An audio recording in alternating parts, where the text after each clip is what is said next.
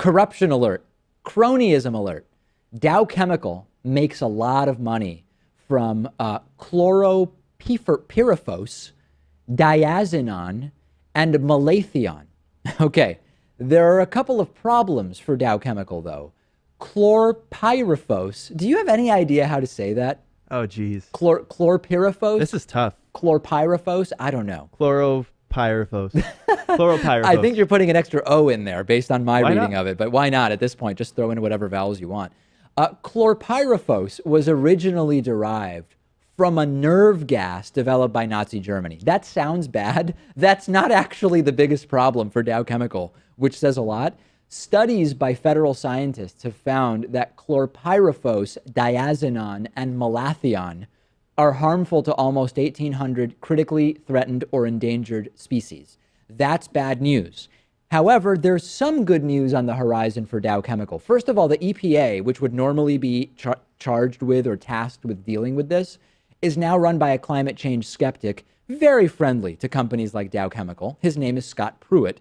Last month, he said he was going to reverse an Obama-era effort to bar the use of Dow's chlorpyrifos pesticide on food after peer-reviewed studies found that even small levels of exposure can hinder child brain development, which is a pretty serious thing. But it gets even better for Dow Chemical than just having Scott Pruitt in the EPA. Their CEO, Andrew Liveris, is good buddies with our president, Donald Trump. Dow Chemical spent $13 million on lobbying last year, and they also made the very nice, generous, beautiful donation of $1 million to pay for Donald Trump's inauguration. And now lawyers representing Dow Chemical and two other companies that manufacture some of the other pesticides in question have sent letters to the head of the EPA, as well as the head of the Department of Commerce and the head of the Fish and Wildlife Service, saying, listen, why don't you set aside the results of these studies, saying that the studies are fundamentally flawed? Sure, set them aside. Nothing to see here, right?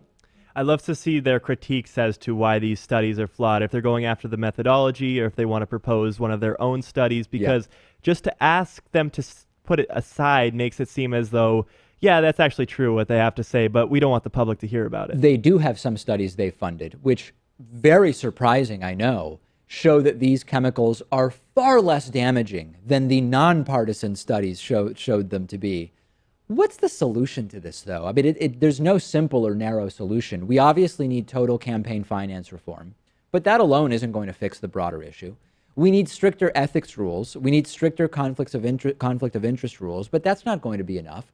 Do we need, as we spoke about earlier, some more specific qualifications to be president, more than just being old enough and being a natural born citizen? I just don't know what they would be in order to prevent this type of garbage from going on. Do we go to the popular vote and fix gerrymandering once and for all?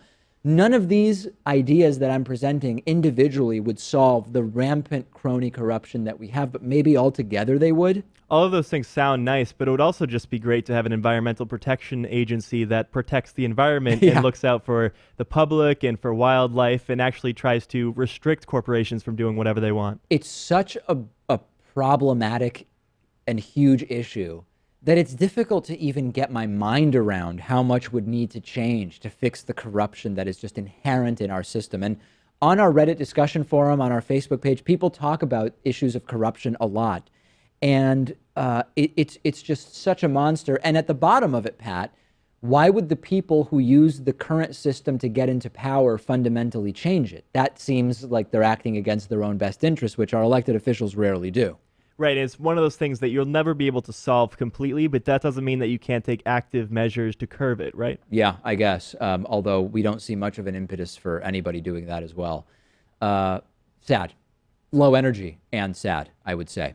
Patreon.com/David Pakman Show, davidpakman.com/membership. Check out either or both. Support the program. This is independent alternative media. Today's program is made possible in part by Texture. At a time when it feels like it's never been harder to find the truth, supporting free press is really, really important. And from its inception, Texture has supported journalism, not just by offering access to great magazines, but also financially, because a portion of every subscriber's fee goes directly to the publishers. The Texture app has gone beyond just giving you the magazine itself. It actually makes it easy for you to find and enjoy the articles that you actually want to read, with daily recommendations, exclusive interactive features, videos, and more. Texture makes magazines easy, and there are so many great magazines out there, like Vanity Fair, Rolling Stone, Popular Mechanics, New York Magazine, even the Vegetarian Times for producer Pat. Texture is searchable. You can mark what you like, check out back issues, view bonus video content. They even curate articles and magazines just for you. Texture is normally $9.99 a month, and you get over 200 magazines. But if you sign up right now at texture.com/Pakman, you'll get a 14-day free trial. Why subscribe to just a couple of magazines when you can have all of your favorites on your smartphone or tablet all the time for way less? Texture was also selected as one of Apple's top 2016 iPad apps. So start your free trial now and download the Texture app at texture.com/PAKMAN.